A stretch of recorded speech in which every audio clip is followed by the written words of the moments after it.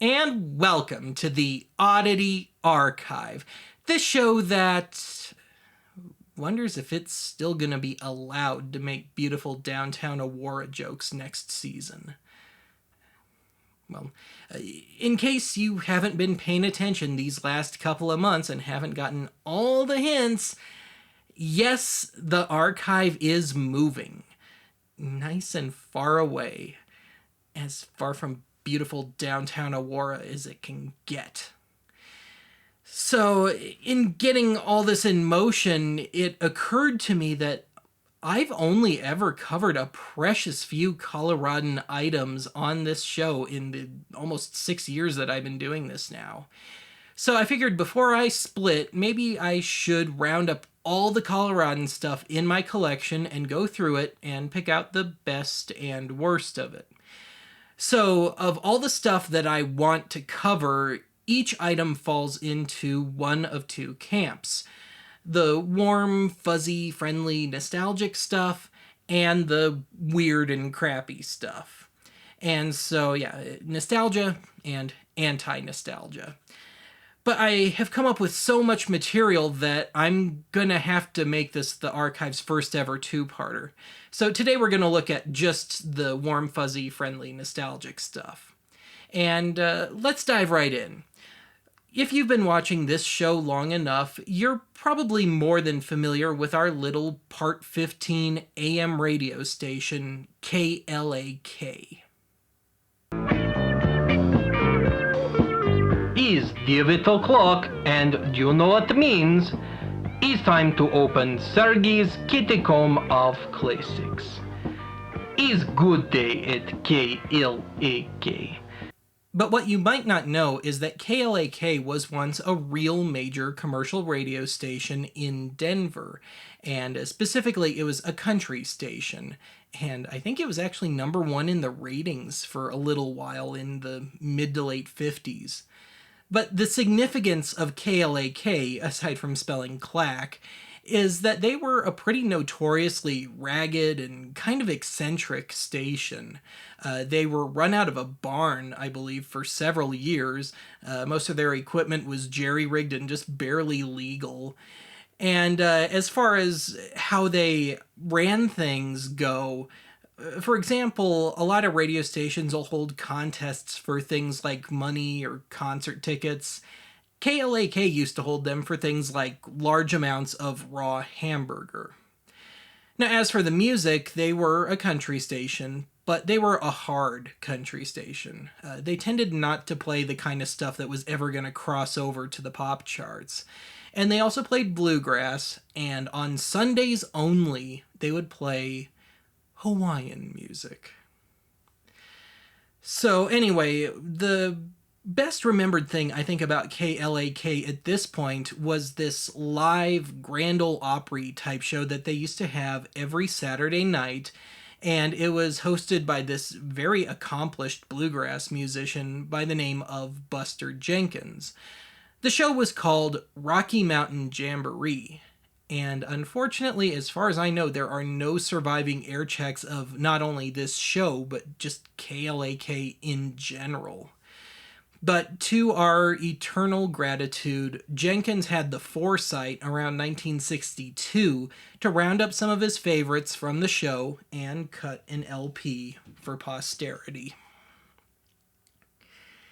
Now, unfortunately, he doesn't try to recreate his regular show on here. It's just him and his favorite regulars running through a bunch of country and bluegrass tunes. There's no banter or anything. It's just a straight record.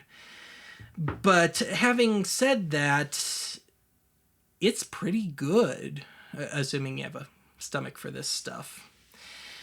I mean, there are a few kind of strange, weak moments, but on the whole, it's pretty good. Now, before I finally get started here, let me finish the story of KLAK. Around 1970 or 71, some genius thought it would be a great idea to try and turn the station into a regular and decidedly middle-of-the-road country station. And it worked so well that the station went under around 1978, and they were making all sorts of little changes along the way too, and it just kind of very slowly fizzled out. Now, as for those call letters today, there is an FM station, an adult contemporary station in northern Texas that legally has those call letters now.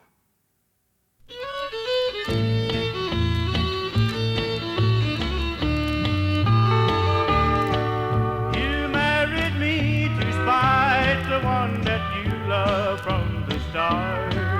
I found out from an old friend yesterday. So please go back to the one that you love. Your life with me is filled with misery. I'll miss you like the stars above would miss the purple sky. But I have lost, so I must set you free.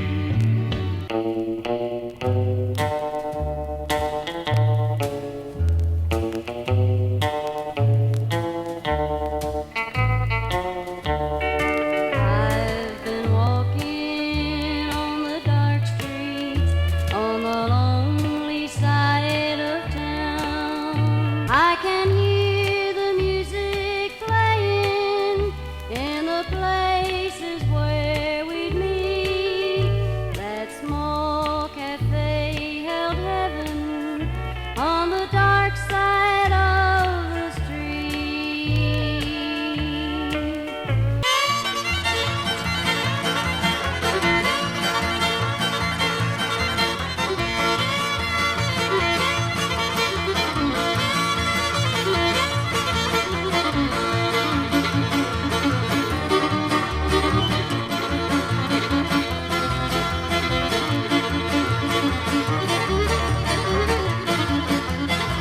You say that you found another. Oh, what will I do without you? The wind is singing in the pine.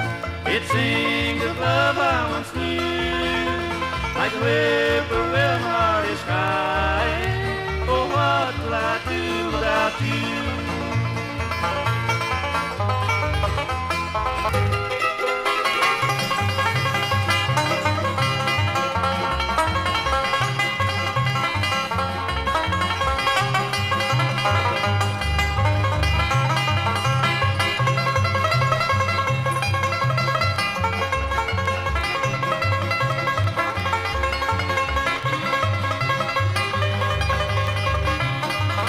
There once was a man who had riches untold, but he couldn't know how his life would unfold. What would you give in exchange for your soul? How can you trust in your own self-control? What would you give in exchange for your soul?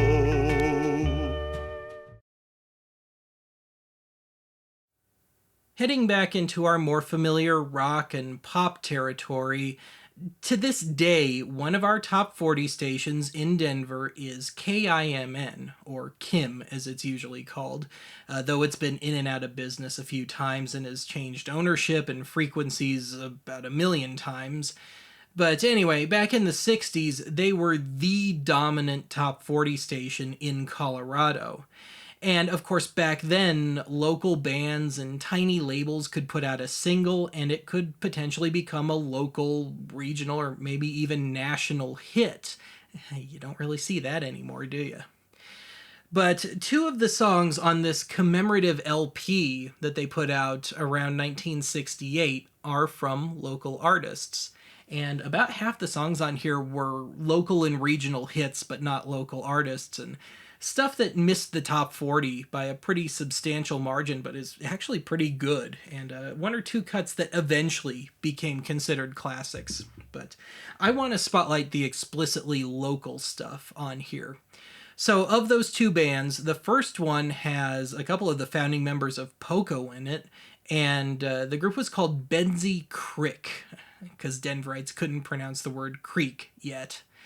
And the other group, and the more notable group, was a band called Rainy Days, as in to be in a daze.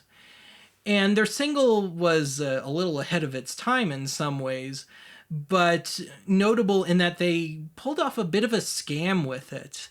The song champions a certain smokable herb that has only become legal in Colorado in recent years. But evidently nobody was hip enough amongst the adults to realize what the song was about, and it took a couple of kids to clue them in, and as soon as that happened, the song got banned.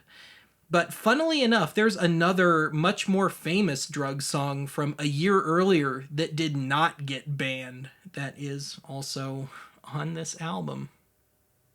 This is Fabulous Kim, #1 in the West. In Mile High Denver, it's the sound that's in. It's Tiger Radio, this is Fabulous Kim. It's the sound of success. This is Fabulous Kim, #1 in the West. This is Fabulous Kim.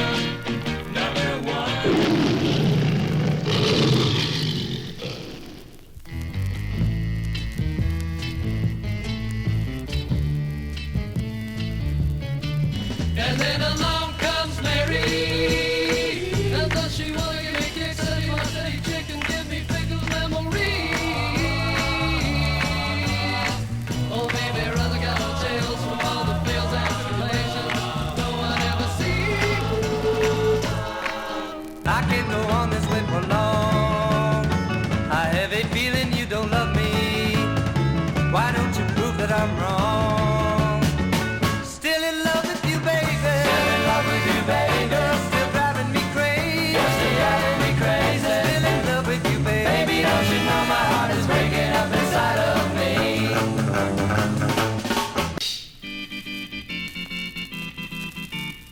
Me and Martha took our honeymoon below the border, neath the silvery moon. She was 18 and I was 22. Now we're just doing what the young folks do. We're going south, south, to get that Acapulco gold. We're going south, south, to get that Acapulco gold. Ain't nothing it can't fix. Old dogs can learn new tricks. When the streets are lined with bricks of Acapulco gold.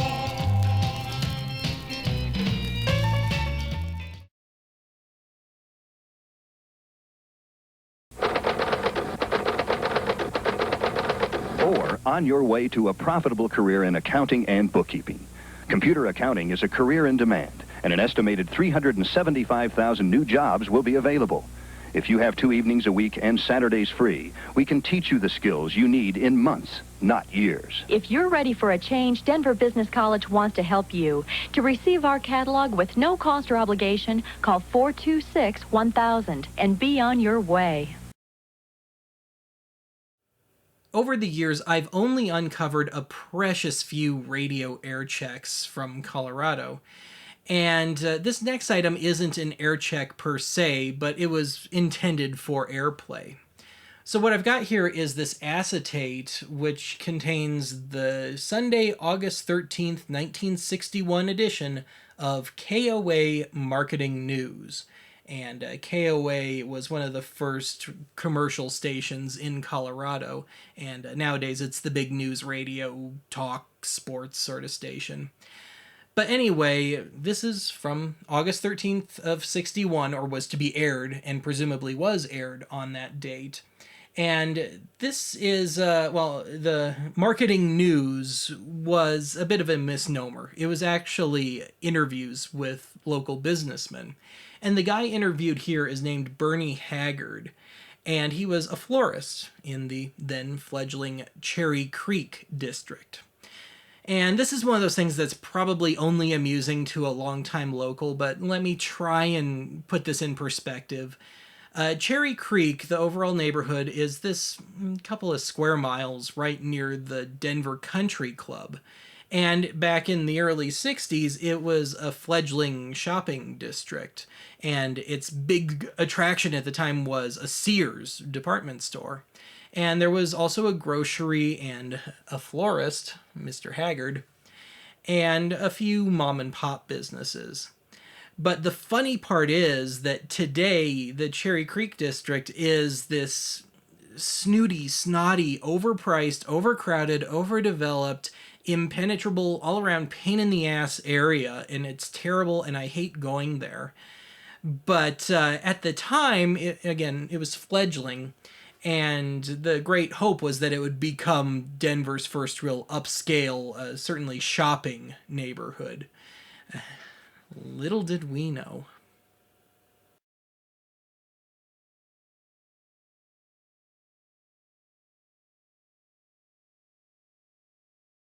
Good afternoon, everyone. We present KOA Marketing News, the program featuring interesting news and interesting people from the world of business, selling, and manufacturing.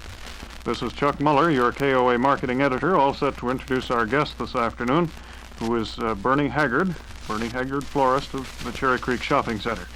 And Bernie's here to tell us a little about the center and a little of the future of the center.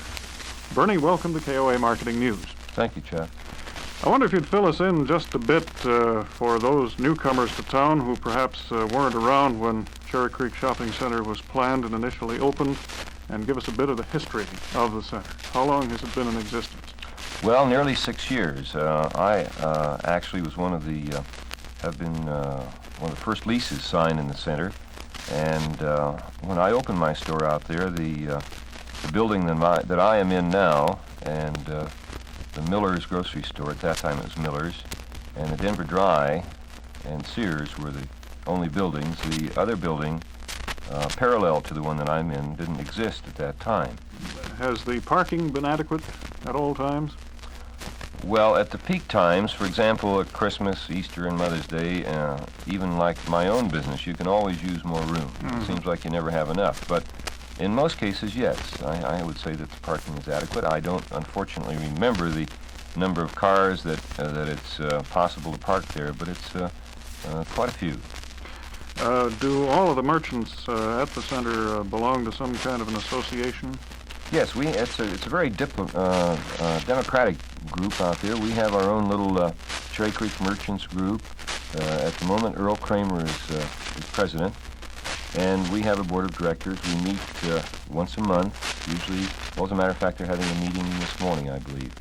And we have our own advertising committees, and it's run on the same basis as a large business operated. Just, Bernie, to put this in proper perspective, these programs are recorded in the middle of the week and broadcast on Sunday. We wouldn't want to leave folks... No, we wouldn't want a meeting on Sunday morning. A business meeting on Sunday morning.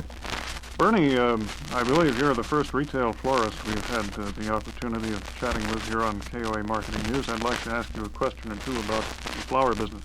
All right. Bernie, in the floral business, are you primarily concerned with cut flowers, or do you deal with growing plants as well? Our main reason for existence are cut flowers, home decorations, home or house plants, business offices, the plantings that you see in different homes and offices, we do those. Very fine. Bernie, I'm afraid that our time is gone for this afternoon. We certainly thank you for stopping by and chatting with us about the Cherry Creek Shopping Center. And here's wishing you continued success, you and your colleagues at the center. Thank you, Chuck. It was a pleasure to be here. And that's this week's edition of KOA Marketing News, a program spotlighting interesting news and interesting people from the world of business, selling, and manufacturing. Join us again next Sunday at the same time. This is your KOA Marketing Editor, Chuck Muller, bidding you goodbye until then.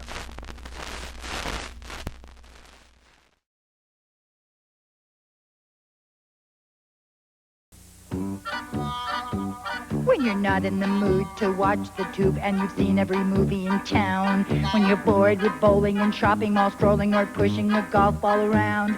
When you want more fun under the sun than ever you've had before. Come out to Mile High Flea Market and get all your bargains for the West's largest outdoor store. Mile High Flea Market, I-76 and 88th Avenue.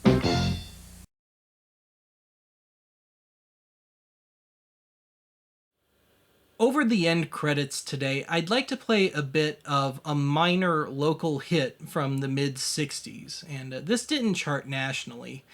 But this is from a folk group which consisted of then students at the University of Colorado. And these guys were known as the Hustlers, or should I say these guys and gal. They kind of look like every other 60s folk group, don't they? They kind of sound it too, actually. But anyway, you know that big pile of rocks that we have in the middle of the state? Where stupid people like to go and strap hunks of wood or metal or whatever to their feet and go careening down those rocks? Of course, there was a song about it. So anyway, the song is called Ski Country, and it managed to hit number 41 on the KIMN Homebrew Top 50 chart at the end of 1965. And in 66, they reissued it as part of this concept album, which was also called Ski Country. But actually, it's a pretty decent little novelty tune. I really don't have any complaints about this one. But otherwise, that's it for today's archive. Join me next time when we take a look at the other side of the Coloradan coin. Oh boy, are you in for some deep hurtin'. It happened in Sun Valley not too long ago when I caught an inside edge in all that powdered snow. As I left old Baldy and went screaming through the trees, I wondered just what things I'd break beside my middle skis. We're the men who ski this country, we're the men who love our snow, we're the men who clear the ski